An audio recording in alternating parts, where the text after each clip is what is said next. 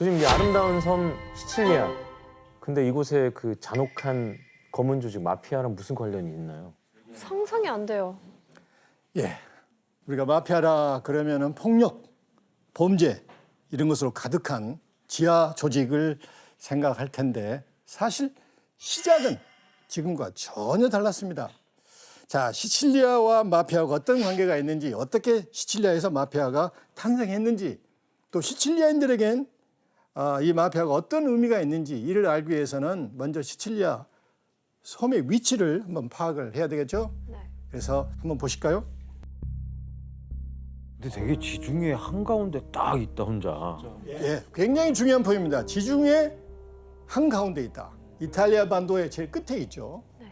자, 지중해 한가운데 있다는 그 의미는 어떤 의미일까요? 교역이 활발하다? 예, 그냥 거의 뭐 발판 정도? 맞습니다. 지중해는 수세기 동안 아프리카, 유럽, 아시아 이 있는 해상 패권의 중심지였습니다. 하지만 이런 지정학적 위치는 시칠리아인들에게는 독일이었습니다. 왜죠? 오랜 세월 동안 강한 사람들의 국가들의 침략을 받고 수탈을 당합니다.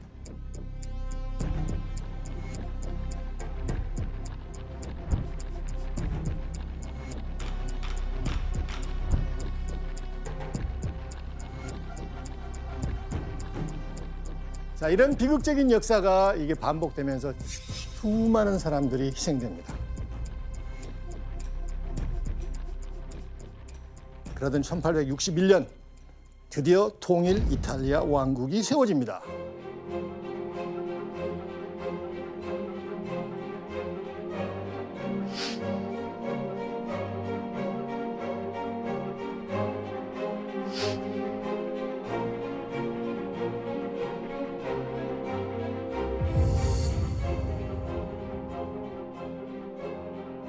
자, 이제 시칠리아인들은 통일국가, 중앙국가로부터 보호를 받겠죠? 받아야죠.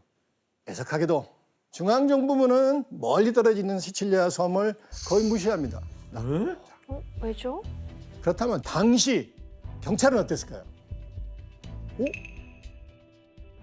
부패, 부패. 자, 부패 하면은 뭘 하죠? 갈치, 갈치, 뇌물 착취. 이런 것만 받기에 급급했지 치안은 전혀 생각을 않죠. 그럼 뭐 치안이 되게 안 좋았겠네요. 바로 그거예요. 치안이 안 좋은 데다 규모가 큰 지주들이 있잖아요. 지주들이 농민들에게 횡포를 가합니다. 아, 폭력을 일삼고 심지어는 살인까지 저지릅니다. 자, 이런 비극적인 역사가 이게 반복되면서 시칠리아인들은 외부인들에게 극도의 경계심을 갖습니다. 중앙정부, 정부 믿지 않습니다. 누구를 믿을까요? 대신 마을의 우두머리를 의지하게 됩니다. 내 마을 지켜주는. 그렇습니다. 그래서 마을의 우두머리들은 외부로부터 마을 사람들을 지켜주는 수호자이자 논란이나 분쟁이 많을 때 이걸 중재하고 심판하는 일종의 현자, 와이스맨, 해결사 역할을 합니다. 이런 이 시칠리아 사람들의 그런 그 캐릭터, 방언에서 온 단어가 뭐겠어요? 그게 마피아입니다.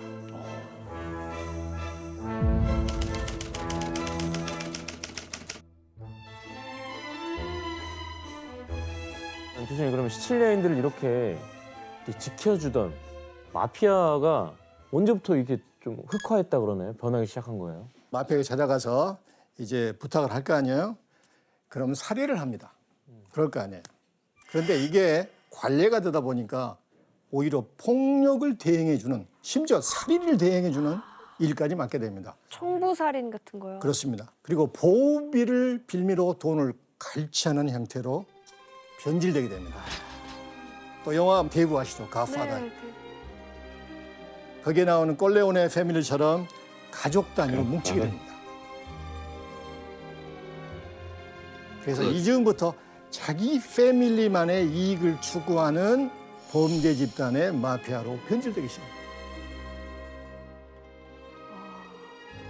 그래서 이렇게 시칠리아 현장의 마피아가 범죄 조직으로 변화된 시점이 대략 1800년도 후반에서 1900년도 초반으로 예측되고 있습니다. 그런데 이 시기 시칠리아에서 세력을 착실히 쌓아가던 마피아들이 살아남기 위해서 섬을 떠나야만 하는 환경이 된 거예요. 왜 섬을 떠날 수밖에 없었을까요? 1900년대를 전후로 엄청나게 큰 자연재해가 일어납니다. 화산 폭발로 인해 도시가 황폐해지고 시칠리아에서는 무려 진도 7.1인 어마어마한 지진이 일어납니다. 살아남기 위해서 생로를 찾아야 되겠죠. 미국으로 가게 됩니다.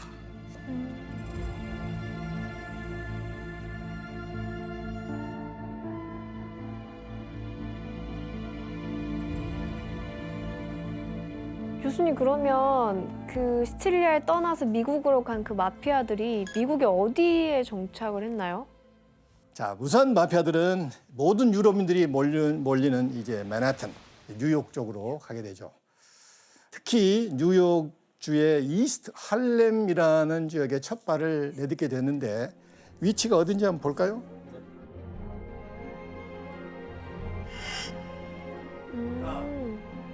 이스트 할렘에 이제 정착을 하게 됩니다. 저희가 알고 있는 그 할렘가의 그 할렘이. 그래서 그 어원이 할렘입니다. 이스트 할렘은 그래서 이태리인들이 많이 찾아갔기 때문에 그때는 이탈리안 할렘이라고 부를 정도로 이탈리아 사람들이 많이 모였죠. 여기는 이탈리아 마피아만 들어간 것은 아니겠죠. 당시 미국에는 유럽 각지에서 미국으로 수많은 이민자들이 몰려왔는데 그래서 19세기 후반과 20세기 초기 시기를 대이주의 시기라고 미국 역사책에서는 기록합니다. 그리고 당시 미국 인구의 4분의 1, 4명 중에 1명은 이민자요. 이때 이민 왔던 사람들입니다. 그런데 각국의 이민자들이 몰리면서 집도 음식도 일할 곳마저 부족했던 뉴욕. 그렇다면 미국에 정착한 이탈리아인들은 어떻게 살아갔을까요? 뭐 인부 막노동을 할 수밖에 없는 거 아니에요? 정답이 다 나왔습니다. 막노동, 인부. 왜냐하면은 당시 미국에 건너왔던 뉴욕에 정착했던 이탈리아인들 절반 이상이 글을 읽을 수 없었습니다. 언어도 모르고. 예. 그래서 할 수 있는 건 허드렛 일, 그리고 이런 일터의 막노동. 특히 항구 주변에서 일을 굉장히 많이 했는데 이런 정도로 생계를 끈끈이 유지하고 있었습니다. 그런데 이런 강도 높은 노동이나 이런 어려운 환경보다 더 어려운 게 뭔 줄 아세요? 차별, 텃세. 텃세. 그래서 이탈리아 사람들을 그 당시 검은 백인, 2등 국민, 그 무시를 많이 받은 거네요. 그렇습니다. 이탈리아계 사람들이. 당시 뉴올리언스 시장이 이탈리아 남북 이탈리아 출신들에게 하는 얘기가 있는데 한번 그걸 한번 보시죠. 우리 중 가장 게으르고 사악하며 무가치한 인간들, 이 극악무도한 자들을 끝장내자. 설사 지구상의 이탈리아인들을 모조리 쓸어버려야 할지라도. 저 정도였다고요? 너무 심하게 얘기했는데. 유럽의 갱들로부터도 갈취당하는 일이 빈번했습니다. 아이리시. 예, 아이리시, 아일랜드 갱들이 이미 5포인트나 대부분의 빈민가를 장악하고 있었습니다. 그래서 늦게 온 이탈리아인들이 다른 갱들로부터 갈취를 당하고 굉장히 이제 협박을 많이 당했죠. 이탈리아인들은 인종차별과 위협 그리고 착취로부터 자신과 가족들을 보호하기 위해 모여 살았는데 이때 동포들을 보호하는 역할을 맡은 세력이 바로 마피아였습니다. 그 마피아인데 믿었던 마피아한테도 갈취를 당했잖아요. 예, 바로 그겁니다. 1900년대 이후 10년간 미국에 도착한 이탈리아 이민자의 80%가량이 마피아의 근거지였던 시칠리아를 비롯한 남부 출신이었는데 이들 중 적지 않은 수가 본국에서 범죄를 저지른 후 미국으로 도피한 마피아들이었습니다.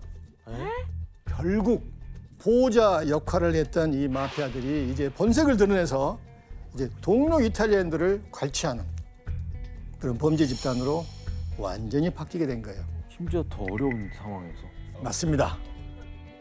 그래서 뉴욕 이스트 할렘의 암가에서 이탈리아 이민자들을 갈취하는 범죄 조직이 이제 활동을 막 시작하게 되고 단연 악명이 높았던 조직이 하나 있었는데 바로 아메리칸 마피아의 시초라고 할 수 있는 모렐로 패밀리였습니다. 이게 주세페 모렐로입니다. 선천적으로 오른손에 뒷개 손가락밖에 없어서 별명이 갈고리.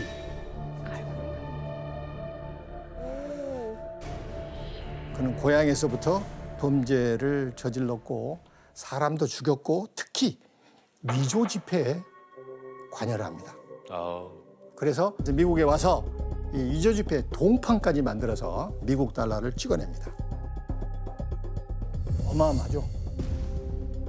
1달러를 주고 20에서 35센트로 팔게 됩니다. 대박이다. 그래서 돈을 챙기죠. 이뿐만이 아니었습니다. 본격적으로 마피아의 기질이 나옵니다. 납치, 술집, 재산 강탈, 하여튼 돈이 되는 모든 사업에 물불을 가리지 않고 손을 뻗쳐나갑니다. 그리고 이를 성공시키기 위해서 뭘 하겠어요? 모든 방법을 다 동원합니다. 살인, 폭행, 온갖 잔인한 행동을 서슴지 않고 하게 되죠. 모렐로 패밀리를 1세대 마피아로 하는 이유가 바로 여기에 있습니다. 근데 이탈리아 이민자들은 모렐로 패밀리 범죄 이거 계속 그냥 당하고 참고 있었던 거예요? 자, 누구나 그런 질문을 갖게 되겠죠. 계속 당하고 볼 수는 없잖아요. 그런데 이탈리아 이민자들은 이 정부에 대한 불신, 특히 경찰에 대한 불신, 이것 때문에 밖에서 해결책을 찾지는 않습니다. 그래서 내부에서 이런 불법 행위가, 범죄 행위가 있었음에도 불구하고 밖으로 드러나지가 않아요. 그러던 어느 날 충격적인 기사가 보도되면서 드디어 모렐로 패밀리가 이런 애들이었구나, 이런 조직이었구나 하고 만천하에 드러나게 된 계기가 되었는데 대체 어떤 내용인지 한번 볼까요? Man in barrel was tortured, then murdered. Investigation by the police shows that he was stabbed 20 times by his slayers before they finally ended his life by cutting his throat.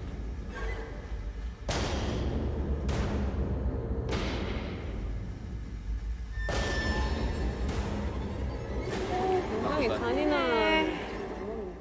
자, 사건은 이래요. 1903년 4월 14일 새벽 목이 거의 잘린 시체가 들어있는 드럼통이 뉴욕의 이스트 할렘 11번가에서 발견됩니다. 이 살해된 남자는 모렐로 마피아의 조직원이었습니다. 같은 조직원도 저렇게 잔인하게 살해할 수 있는 거네요. 이제 용의자들을 지목하고 용의자들을 이제 잡아들입니다. 맞네. 모렐로까지 포함해서 12명이 지목이 됐죠.